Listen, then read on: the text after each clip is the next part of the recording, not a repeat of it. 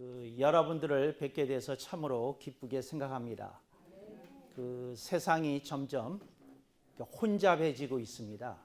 세상이 점점 복잡해지고 있습니다. 혼잡하고 복잡한 이 시대에 사람들이 길을 잃고 있습니다. 그리고 사람들이 얘기합니다. 이렇게 혼잡하고 복잡하고 다양화된 이 세대와 세태 속에서 기독교가 충분한 대안이 될 수 있는 것인가, 이런 생각을 하게 됩니다. 제가 챗GPT를 사용해 보는데 놀랍습니다. 그래서 제가 여러분에게 감히 말하는데, 여러분들 중에 챗GPT를 아직 사용하지 않는 분은 시대에 이미 뒤떨어진 사람이 되었다고 말씀드릴 수밖에 없습니다. 제가 테스트해 본 결과로는 이렇습니다. 웬만한 대학의 학과 전체의 교수들이 갖고 이렇게 합쳐서 대답을 한다고 해도 챗 GPT만큼 대답할 수 있을까 하는 게 제가 테스트하면서 내린 결론이에요.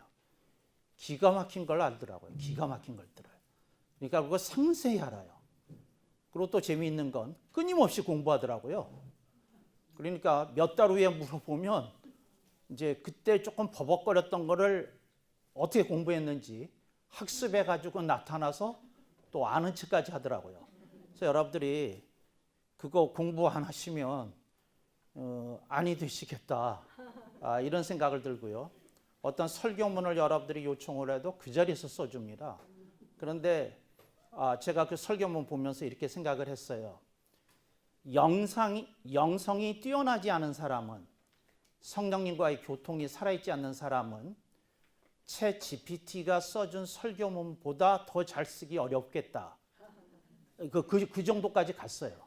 근데 여러분들이 그거 심각한 위기감을 느끼고 이게 어떻게 되느냐, 이제 이렇게 될 것 같아요.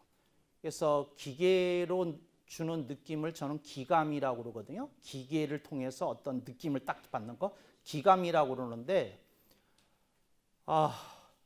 영감이 없는 사람들, 또 기감도 없는 사람들, 이거 어떻게 하면 좋냐, 그런 생각을 합니다.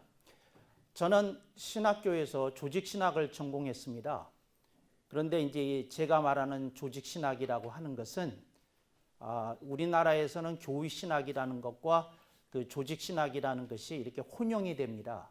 근데 교리에 대해서 배우는 것이 교의신학입니다. 그러니까 여러분들이 신학교에서 배우신 건 전부 다 교의신학입니다. 조직신학은 그런 게 아닙니다. 조직신학은 무엇을 하는 학문이고 하니 교리를 가리키는 학문이 아니고 변증하는 학문입니다. 그러니까 무슨 말이냐면 시대가 요구하는 다양한 질문에 대해서 고민하고 답을 쓰는 것이 조직신학이 하는 일입니다. 근데 우리나라는 그 조직신학 분야가 황폐화되어 있다. 그러니까 시대가 제기하는 무슨 질문에 대해서 답을 하는 게 없어요. 맨날 구태의연한 교리만 가지고 이렇게 얘기한다. 이게 참 안타깝다, 이렇습니다. 신학교에서 가리키는 그 교의신학의 교리도 구태의연합니다. 맨날 하는 얘기가 아드 폰테스, 그래가지고 뭐 500년 전, 600년 전으로 돌아가자는 얘기를 맨날 합니다. 근데 교리의 근간은 같아요. 그러나 시대가 미묘하게 질문해 오는 것에 대해서 조금 더 공부해서 가르쳐야지 그렇게 가르쳐서 되겠는가 하는 생각을 해보게 됩니다. 오늘 여러분들은 조금 까탈스러운 그런 이제 제목을 여러분들이 접하시게 된 겁니다. 구원의 이중주라는 말입니다. 그런데 이제 저는 그 용어를 굉장히 좀 까탈스럽게 썼거든요. 근데 이중주라는 말과 그 지근거리에 있는 개념이 있습니다. 한번 따라해 보겠습니다. 이중성. 그 다음에 그 이중성의 사춘이 있어요. 한번 따라해 보겠습니다. 양면성. 그러니까 이중성은 어떤 사람이 어느 때는 너그러워요. 그런데 어떤 때는 잔인해요. 그래서 그 사람의 그 모습을 보고 부정적인 느낌을 받았어요. 그럴 때 이중성이라고 얘기를 하는 겁니다. 근데 양면성은 뭔고 하니 그 사람이 굉장히 지혜로워요. 근데 사랑까지 많아. 이런 경우는 양면성이라고 얘기를 하는 겁니다. 그래서 그 한쪽이 부정적인 것이 이렇게 드러났을 때, 반사적인 측면이 드러났을 때 이중성, 둘 다 긍정적이었을 땐 양면성이라고 얘기를 합니다. 근데 오늘 구원에 대해서 얘기를 할 때 이중주라고 그랬거든요. 그게 뭐냐면 구원에 대해서 잘 안 가리키는 부분입니다. 그래서 구원의 이중주라고 그랬어요. 그 이유는 이중주는 예를 들어서 피아노가 바이올리니스트하고 이렇게 같이 듀엣을 이중주를 하게 되면 악기 둘입니다. 그런데 무대에 피아니스트도 앉아 있고 바이올리니스트도 서 있고 두 사람이 다 전면에 이렇게 부각이 됩니다. 이게 이중주예요. 그러니까 전면에 드러난 겁니다. 근데 여러분들은 구원에 대해서 어떻게 배우셨느냐 하면 구원만 배워요. 그래서 구원만 배우고 뒤에 있는 걸 이렇게 안 배워요. 그러니까 이게 얼마나 안타까운지 모르겠습니다. 오늘 본문 다시 한번 우리들이 상고하도록 하겠습니다. 본문을 좀 봐주실까요? 본문 요한복음 9장 9장 39절로 41절 말씀 우리가 보고 있습니다.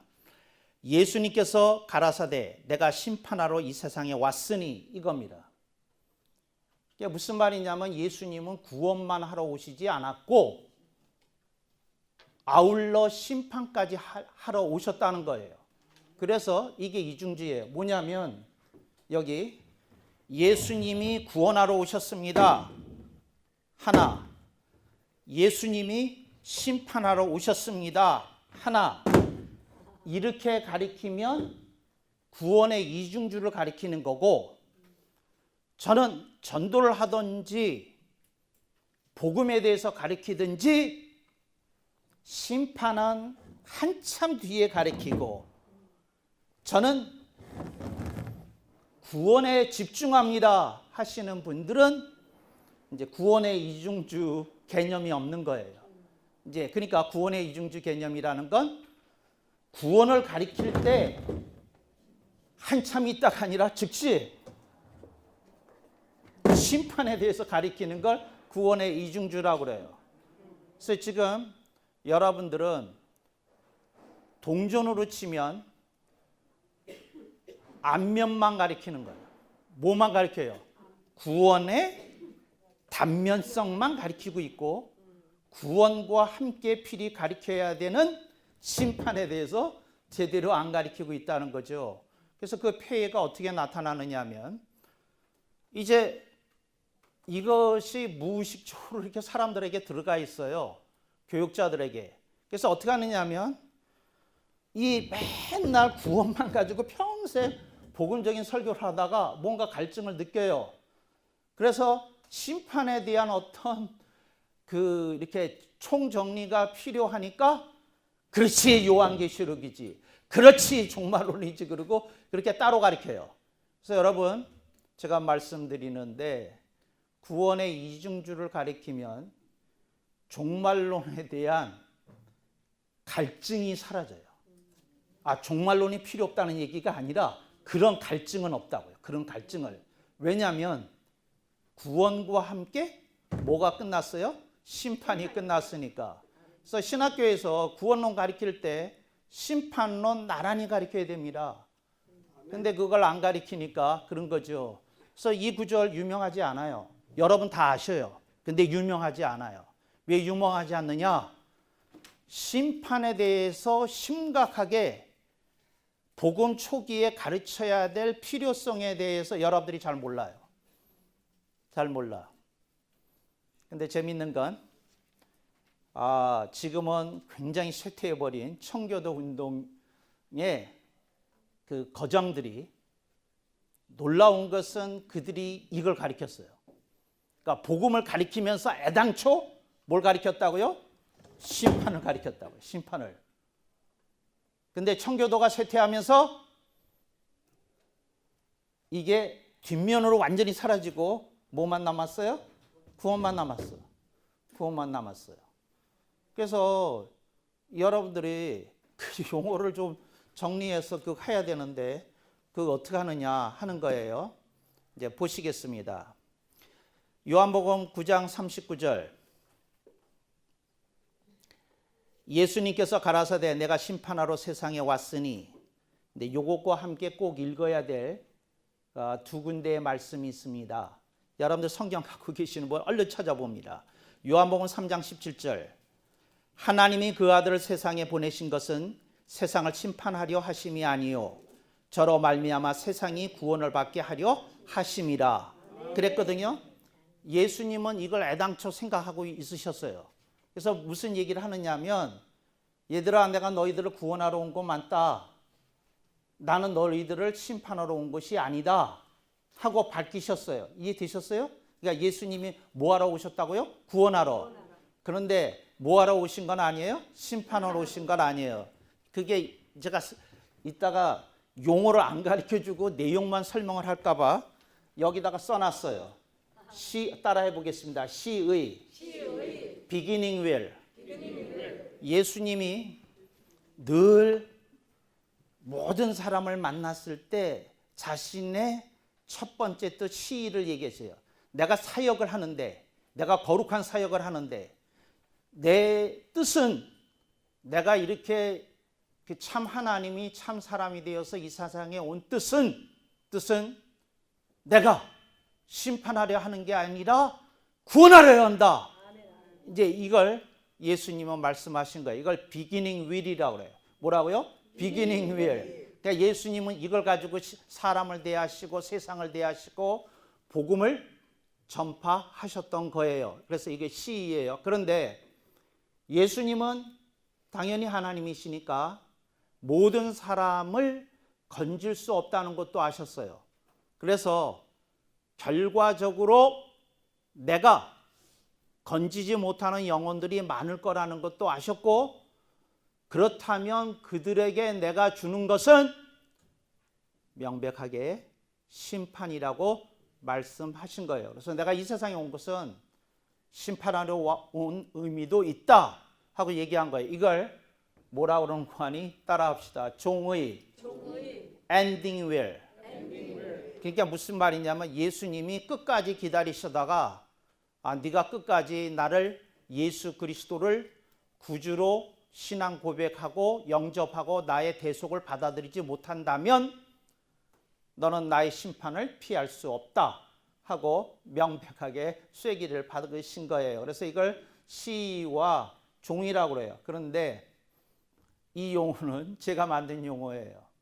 그러니까 뭐냐면 이렇게 설명이 있어요. 구원론이나 이런 거 할 때. 그런데 이걸 예수님의 뜻과 연관시켜서 용어로 만든 건 제가 만든 용어고요. 그래서 저는 이걸 뭐라고 부르는 거 하니? 예수님의 두 가지 뜻이다. 그리고 예수님은 내내 선포하셨다. 나는 이 세상에 구원하러 왔지만 결과적으로 나를 믿지 않는 자들을 내가 심판할 것인즉 나는 이 세상에 구원하러 왔다고 해도 맞고 심판하러 왔다고 해도 맞다. 그런 거예요. 그래서 여러분이 복음을 초기에 가르칠 때 이렇게 가르쳐야 돼요. 따라합시다. 예수님은 구주이시고 심판주이십니다. 이걸 처음에 가르쳐 놨어야 돼요. 그런데 여러분들이 어떻게 가르쳤느냐 하면 예수님은 구주로 역할을 고정시켜 놓고 세팅해 놓고 심판은 쓱 누구한테 밀어놨느냐 하면 성부 하나님께 밀어놨어요. 정말이니까 시침이 뚝 떼고 아멘을 안 하시네. 전혀 안 그랬던 것처럼. 그런데 저는 무슨 말씀을 해드리는 거냐면 예수님이 자신의 정체성을, 아이덴티티를 구주로만 가져가신 것이 아니라 심판주라는 걸 아예 사역 초기부터 내내 명백히 말씀하셨다. 그래서 예수님을 설명할 때 무엇과 무엇을 아울러 얘기해야 된다? 예수님은, 따라합시다. 예수님은 구주이시자 심판주이십니다. 심판주라는 말은 심판하시는 주님이라는 뜻입니다. 그러니까 심판주라고 하는 게 합당한 용어입니다. The Lord of judgment. 그러니까 주님이 주님이신데 저치먼트도 하시는, 심판도 하시는 주님이시라는 거죠. 그래서 용어를 여러분들이 이제 명백히 해서 쓰시고 가르쳐 주시면 사람들이 예수님에 대해서 이렇게 명백한 그림이 그려졌을 텐데 그려지지 않아서 좀 안타깝다. 그러신 거예요. 예수님이 예루살렘 도성을 보시고 우셨거든요. 근데 그 헬라어를 보면 그냥 우신 게 아니고 흐느껴 우셨어요. 이게 흐느껴. 그러니까 감정이 복받치셔서 우셨어요. 근데 왜 우셨느냐면 저들이 심판을 피할 수 없을 거라는 걸 아시고 그럼 우셨어요. 예수님이 그 예루살렘의 멸망을 내다보시고 우셨던 때가 예루살렘 멸망으로부터 35년 전이거든요. 거의 35, 6년 전이거든요. 그때 예수님은 35, 6년 전에 지금으로부터 한 세대 후에 일어날 일을 보시고 막 우셨어요. 근데 우셨는데 왜 우셨느냐 하면 예수님 구주이시지만 심판을 하시는 그것을 생각하시고 가슴 아파하면서 우셨어요. 그렇지만 예수님이 심판주이시면은 틀림이 없다. 이제 그러고 그걸 보셔야 돼요. 그래서 그러면 예수님이 구주이시다. 이건 너무 설명을 잘했을 때니까 뭐 잘하신다고 믿고 제끼겠어요? 지금은 제끼겠어요? 그럼 예수님이 뭘 심판하시는 거예요?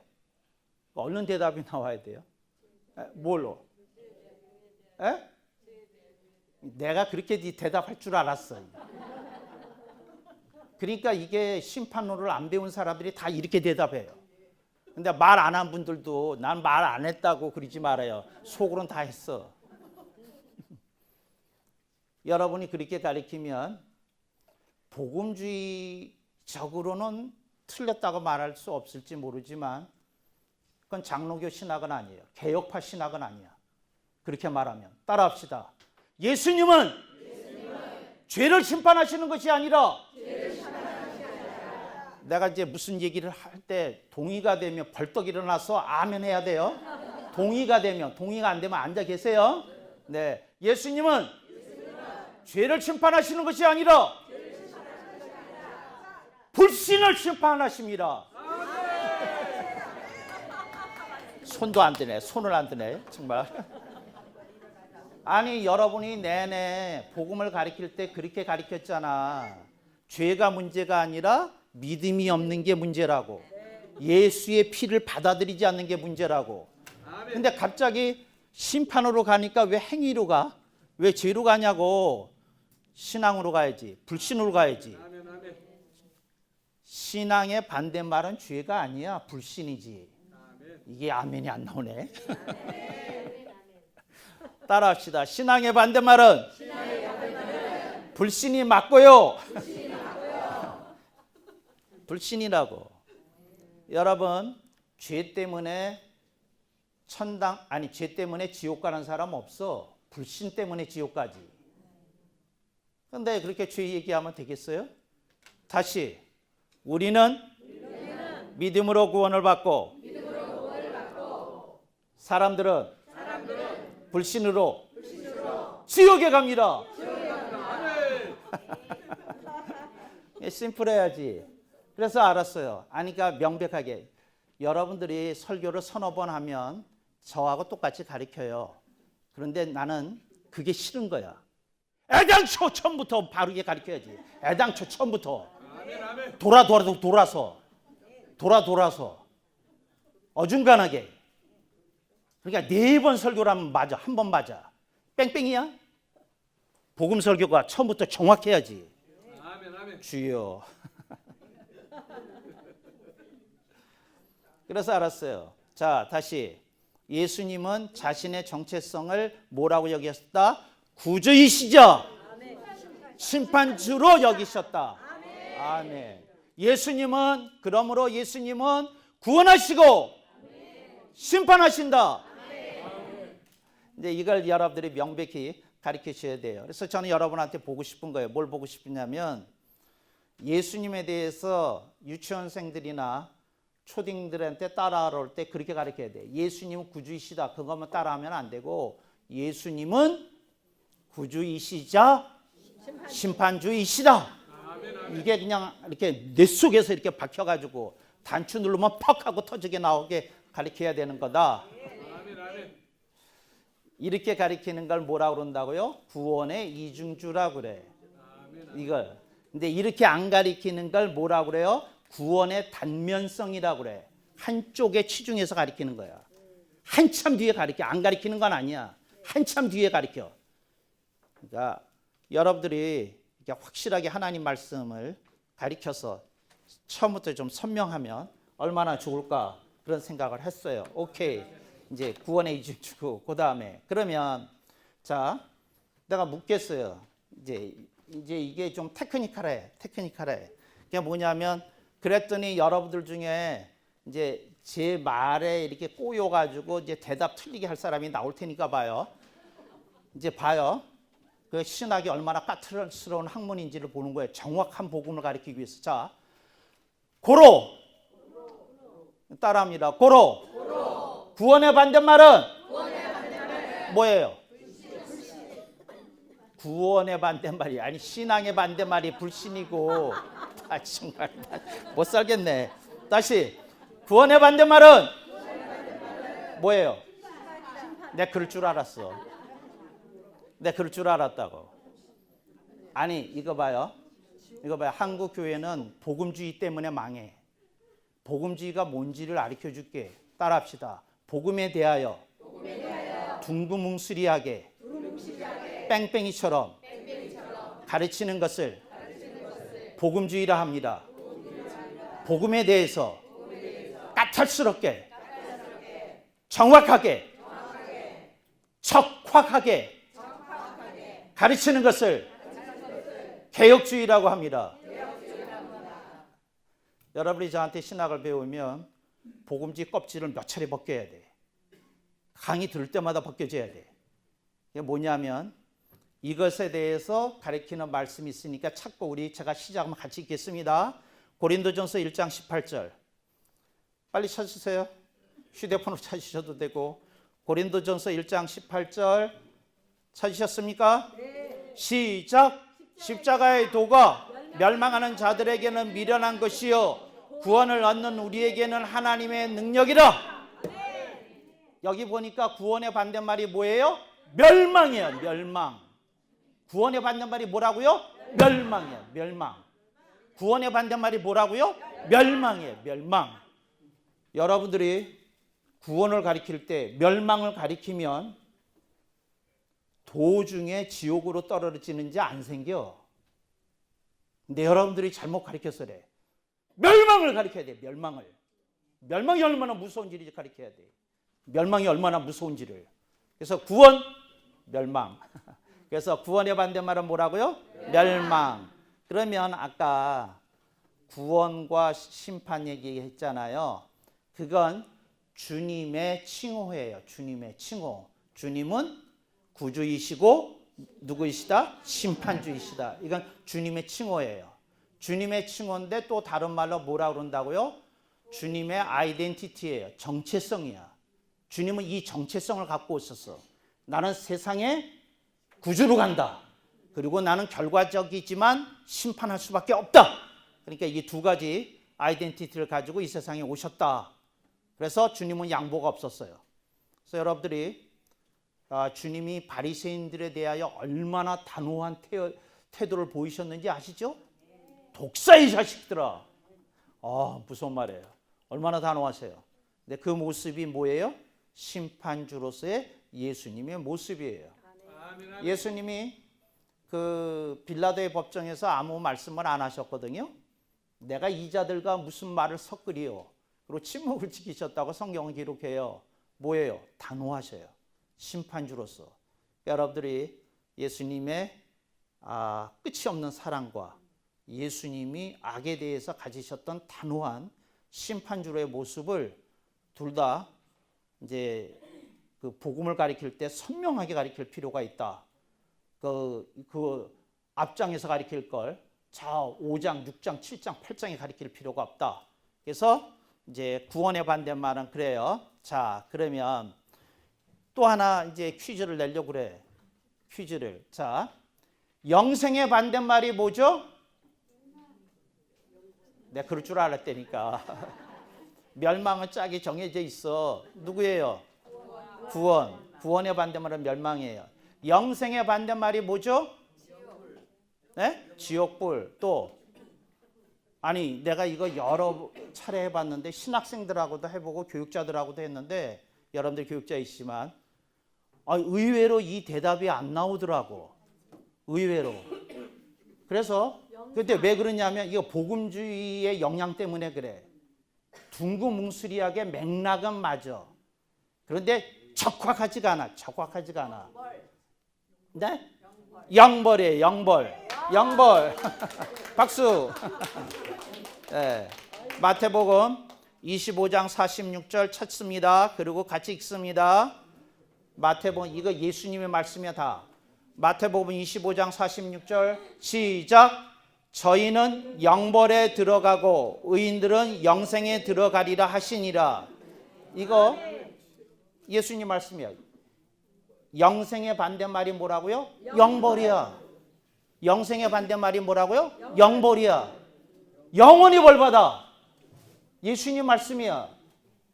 영생의 반대말은 뭐예요? 영벌이야. 영원히 벌받아. 아니 no question about it. 뭐 의문의 여지가 없어. 의문의 여지가. 그러니까 어떻다고요? 영생의 반대말이 뭐예요? 영벌이에요. 영생의 반대말이 뭐예요? 영벌. 다시. 구원의 반대말이 뭐라고요? 멸망. 구원의 반대말은 뭐예요? 멸망. 영생의 반대말은 뭐라고요? 영벌.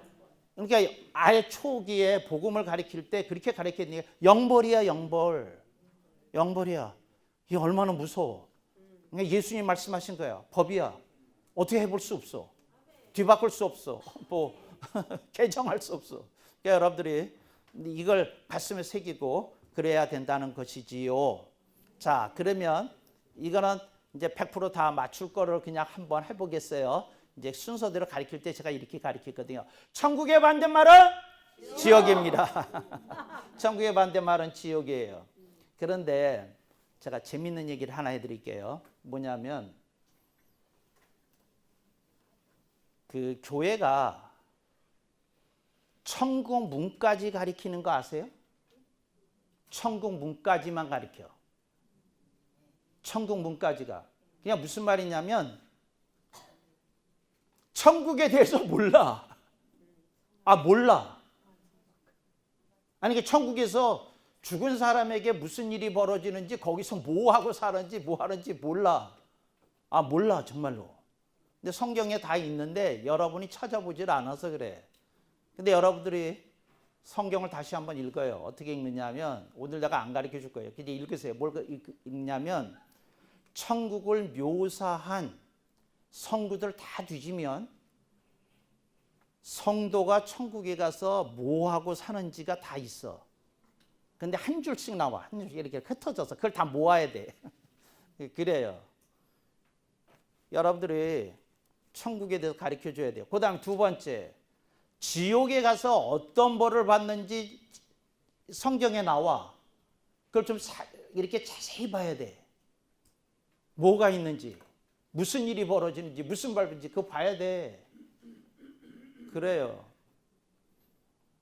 천국에 가면 그 하는 일이 있어요. 그게 뭐냐면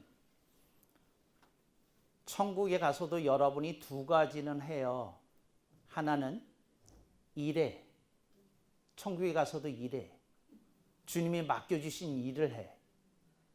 그래서 천국에 가서도 뭐 한다고요? 일을 해. 그게 달란트의 비유의 얘기야. 저는 작은 일에 충성하였으니 내가 많은 것으로 맡기리라. 그러니까 거기서 일해. 천국에 가서. 그 천국에서도 일해. 그 다음에 두 번째는 천국에 가서도 공부해요. 그래서 천국에 적응 안 되는 사람들이 있어. 공부하기 더럽게 싫어했던 사람들, 성경을 더럽게 안 읽었던 사람들. 정말이에요. 천국에 가서도 성경 읽어. 주님이 하시는 말씀의 맥락을 이해를 못하기 때문에 천사가 성경 주면서 읽으라고 그래. 그러니까 좋은 말 할 때 살아서 읽어야 되겠어요? 그처럼 죽은 다음에 읽을래? 아니, 좋은 말 할 때 지금 읽어. 정말이라니까. 아니, 그거 고통스러워. 내가 이제 한 가지 재밌는 사실을 알려드릴게요. 죽음은 여러분이 가요? 다른 사람이 가? 여러분이 가. 근데 내가 공부하기를 더럽게 싫어했는데 천국 가면 갑자기 천재가 되나? 아니야. 내가 아름다운 모습, 성도의 모습, 구원의 기쁨과 감격은 있는데 주님에 대한 공부는 내가 해야 돼. 내가. 그러니까 여러분들이 다른 거 못해도 뭐는 좀 철저히 읽고 가야 돼요? 성경은 읽고 가야 돼. 성경은. 그래서 무슨 얘기가 나오면 그거 어디 가면 있겠지. 절은 정확하지 않더라도 책 이름 정도는 이렇게 떠올라야 돼. 책 이름 정도는. 박이천 목사님처럼 성경 읽으라고는 내가 안 그러겠어요. 그분은 매일같이 성경을 4시간 이상씩 읽으신데, 근데 저는 그렇게까지는 안 읽지만, 제가 가장 그 경력 속에 자랑하는 경력이 2가지가 있거든요. 그러니까 뭐냐면 만 30살이 되기 전에 책 10,000권을 모았어요. 10,000권을. 그 10,000권의 책을 사기 위해서 얼마나 피땀 흘려서 미국에서 2짭, 3짭 뛰었는지 몰라. 책을 사려고. 이제 주로 그 헌책방에서 책을 샀지만 하여튼 그랬어요. 근데 고전이 좋은 책들은 헌책방에 많지. 그게 하나고, 또 하나는 제가 가장 자랑스럽게 생각하는 것 중에 하나인데, 저는 신학교 다니는 동안에 성경을 100독을 했어. 100독을. 그러니까 성경을 100독까지는 관두고, 그런데 그렇게 무슨 말이냐면 내가 이렇게 스스로 녹에다 쓰고 이렇게 벽에다 붙여놨어요. 성경을 100독 하기 전까지는 목사 안수를 안 받는다. 근데 목사 안수를 받으려면 빨리 뭐 읽어야 돼. 성경 100독을 해야 돼.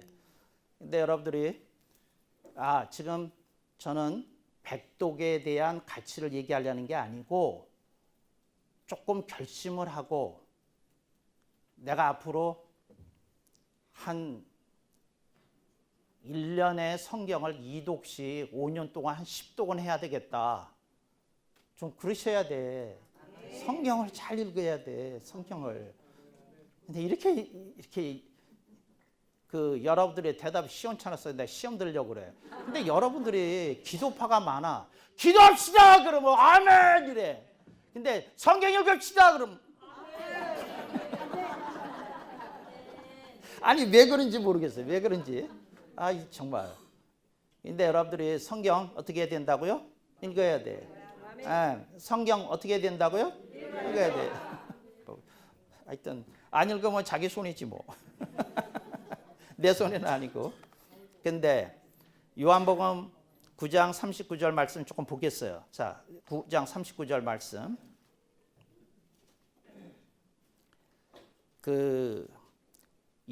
제가 어떻게 이거를 영적으로 읽는지를 이렇게 시험 삼아 불러드릴 테니까 그 의미를 풀어서 제가 읽어볼 테니까 여러분들이 한번 이렇게 요한복음 9장 39절 성경 펴시고 제가 어떻게 읽는지 그 의미를 설명하기 위해서 어떻게 읽는지를 보세요.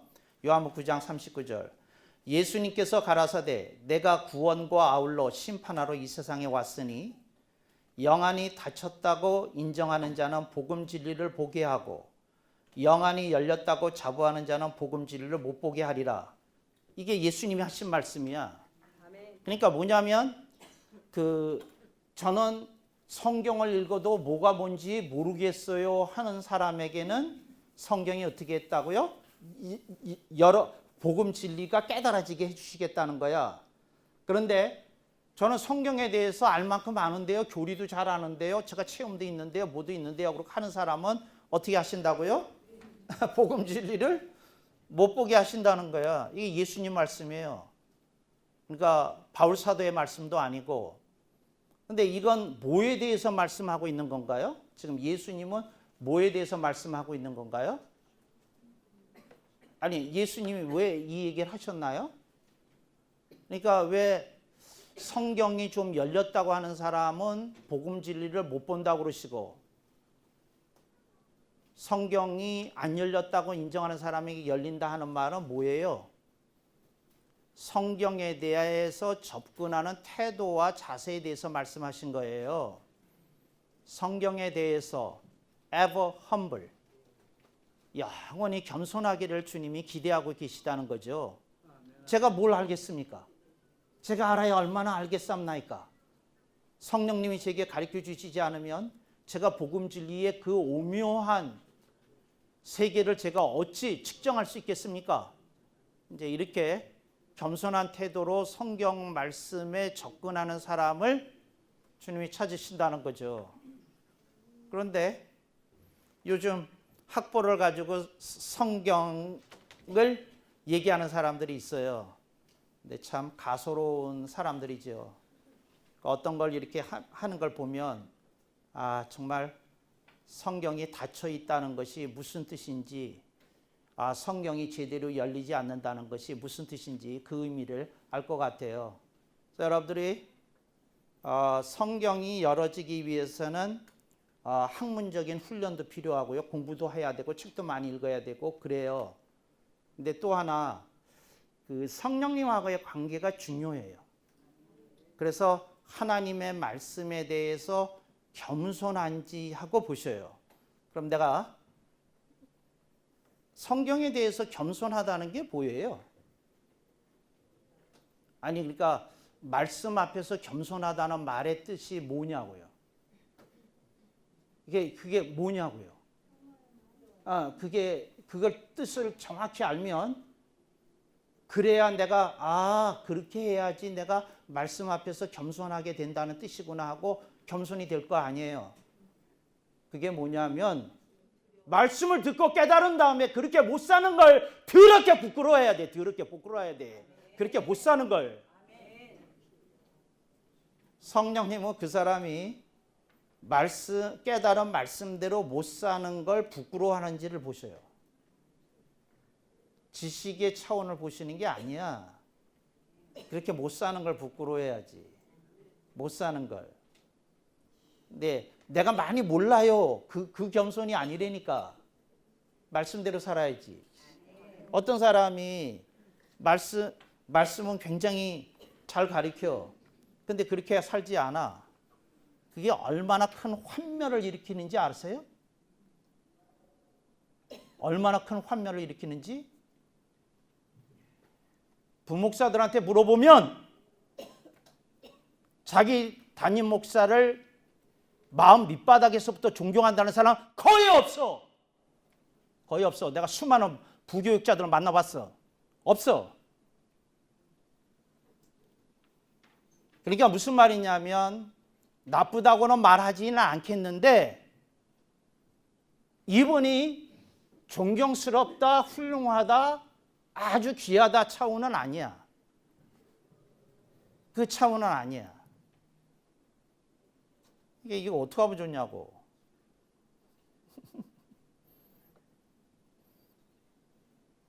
내가 우리 아내하고 결혼할 때 이런 얘기를 했어요.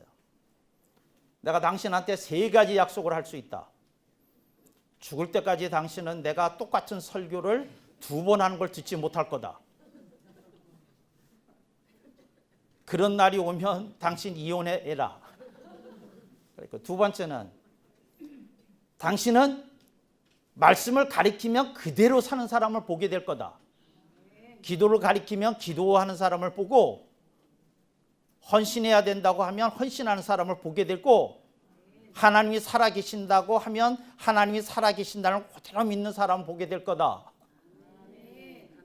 그랬다고요. 우리 사모가 언제 여기 오면 한번 물어보세요. 우리 사모가 그 얘기를 해요. 우리 목사님이요, 제가 40여 년 지켜봤는데요, 말씀 그대로 살려고 아둥바둥 하세요. 그렇게 살려고 그래. 정말이야. 근데 부끄러워. 그 하나님의 말씀이 요구하는 수준이 너무 높아가지고 부끄럽다니까. 기도하면 눈물이 많이 나. 부끄러워서. 여러분들이 그게 말씀에 대한 겸손이야. 아는 게 아니야. 말씀대로 제대로 살지 못하는 나의 연약함과 미약함을 놓고 부끄러워하고 괴로워하는 거. 그게 겸손이라고, 말씀에 대한. 주여. 예수님께서 요한복음 9장 41절에 예수님께서 가라사대 너희가 영안이 닫혔다고 인정하면 죄가 없으려니와 영안이 열렸다고 자부하면 너희 죄가 그저 있느니라. 이게 무슨 말이냐면, 영안이 닫혀 있다는 게 무슨 말이냐면, 이게 육안을 말하는 건 아닌 건 여러분이 아실 테니까 제가 영안이라고 풀어서 얘기했어요. 이게 뭐냐면, 제가 말씀대로 못 삽니다 하는 걸 인정하면 죄가 없다는 거예요. 그러면 주님이 죄가 없는데, 근데 네가 너 자신의 모습에 대해서 말씀 앞에서 이렇게 자부가 있다 그러면 죄가 있을 거다. 왜? 내가 샅샅이 뒤져서 너의 하자를 그 조명해 줄 거니까. 이게 이제 주님이 우리들에게 주시는 엄중한 말씀이지요. 그래서 여러분, 여러분의 눈을 점검해야 돼. 여러분의 눈에 좀 거룩한 불이 눈에 찍혀 있어야 돼. 근데 사람들이 되게 어떻게 찍고 사느냐 하면, 그 성공한 사람, 성공한 목회자를 눈에 찍어. 그리고 플러스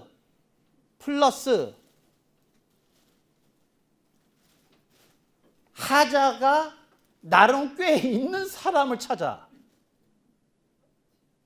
그러면 내가 괜찮은 사람처럼 느껴지거든. 아, 정말이라니까. 성공한 사람인데 하자가 있는 사람을 찾아. 그래서 대부분의 목회자들이 눈이 썩었어. 어떻게 했냐면 성공한 사람을 찾아. 왜? 나도 그렇게 돼야 되니까. 그런데 하자 있는 사람을 찾아. 왜? 내가 그 사람을 가끔씩 욕하기가 편하니까. 그리고 욕하면서 자기가 올라서는 줄 알아. 성공도 못한 주제에. 근데 이게 슬픈 일이야. 목회자들이요, 눈에 찍은 사람이 없어. 거룩한 걸 찍은 사람이 없어. 눈을 봐. 뭘 보고 있는지. 성공 사례를 눈에 담고 살아. 성공 사례를. 그래서 그런 케이스들을 여러분이 좀 알고 있어야 되거든요.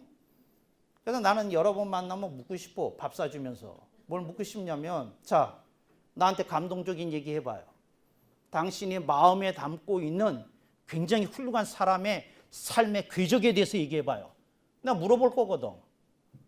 근데 그거 별로 안 나올 거야. 나는 10가지 사람을 얘기할 수 있어. 10가지 사람을. 10가지 사람을 얘기할 수 있다니까? 어떻게 했는지. 사랑에 대해서는 우리 아버지보다 더 사랑이 많은 사람을 난 아직까지 보지 못했어. 그런데 우리 아버지가 장시하 목사님이신데 어떠셨느냐 하면, 제가 그 크리스마스 때 그 아드님한테 꼭 주세요 그러고 선물 꾸러미를 줬어. 근데 오다가 다른 교회 다니는 무슨 교인을 만났는데 그분하고 잠깐 대화를 나누는데, 동네 사람이니까 아는데, 그 선물 살 돈이 없다는 무슨 얘기 듣고 저한테 올 선물을 그냥 길거리에서 주고 왔어. 새 양복을 입고 오시면 오다가 다른 사람하고 옷을 바꿔 입고 집에 들어오셔. 사랑이 그렇게 넘치는 사람 본 일이 없어. 대단해. 근데 난 아버지를 그렇게 존경하지는 않았어. 내가 늘 얘기하기 때 뭐냐면, 아버지! 알들들은 좀 챙기고 하셨어야죠. 그가 주님이 기뻐하시는 일이 아닙니다. 난 아버지한테 맨날 큰 소리 했어. 근데 우리 아버지는 평생 이걸 안 바꾸셨어. 그래서 나는 우리 아들, 딸한테 잘했어. 아버지는 한 번도 내 입학식, 졸업식에 온 적이 없어. 왜? 교인들 졸업식, 교인들 입학식에 가느라고. 아들한테 안 온 적이 없어요. 정말이에요. 내 용돈은 교인들이 줬지, 장로님이 줬지, 우리 아버지가 안 줬어. 근데 사랑을 우리 아버지보다 한 분이 없어. 그러니까 이제 이런 케이스가 나한테 있는 거죠. 제가 아는 어떤 목사님이 있는데 교회에서 쫓겨났어. 그래가지고 산에 가서 이러면서 기도를 했대. 나는 기도한 거 못 봐서 들은 얘기야. 전체가 다. 아버지, 이 못난 놈이 맡겨주신 교회 하나 감당할 그릇이 안 돼서 쫓겨났습니다. 저는 주님 밖에 갈 데가 없네요.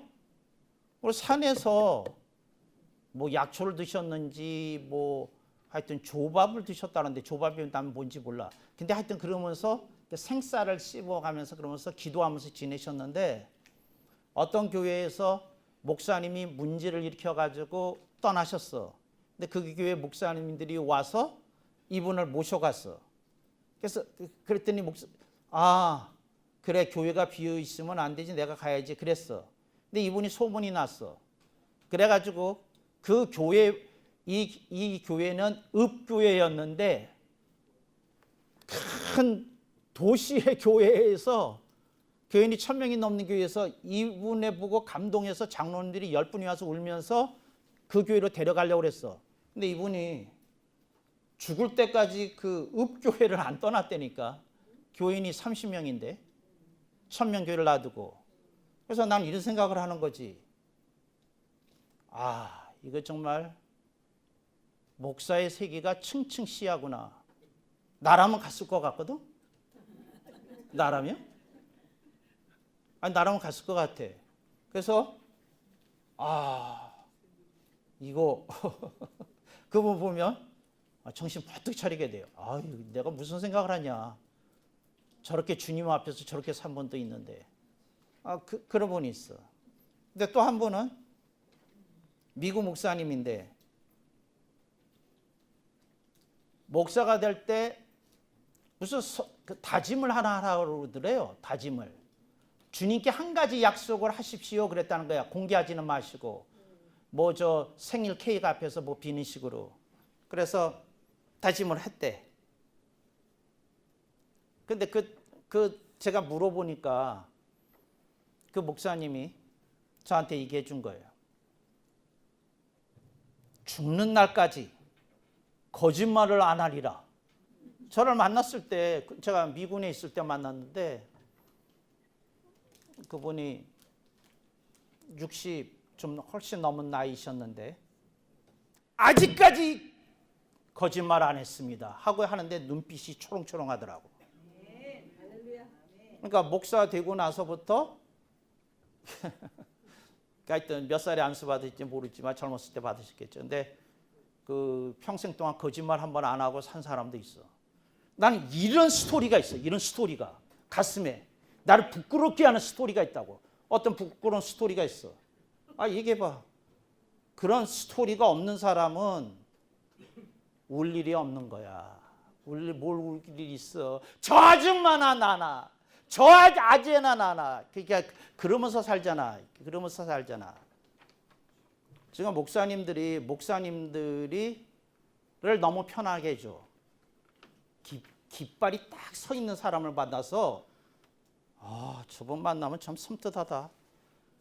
정말 이거 몸둘 바를 모르겠네 하는 사람이 있어야 되는데 노예를 간이 있어. 총회를 간이 있어. 성공 사례들만 오락가락 하시네. 성공 사례만. 그리고 거기에 침을 흘리는 목사들이나 있고. 이걸 어떻게 하면 좋아. 정말 어떻게 하면 좋아. 어떻게 하면? 이제 마지막 얘기 해야 되겠죠? 마지막 얘기 한마디만 할게요. 제가 꼭 해야 될 말은 이렇게 써오거든요. 따라합시다. 성령님과의 관계가 온전치 못하면 그대는 꽝입니다.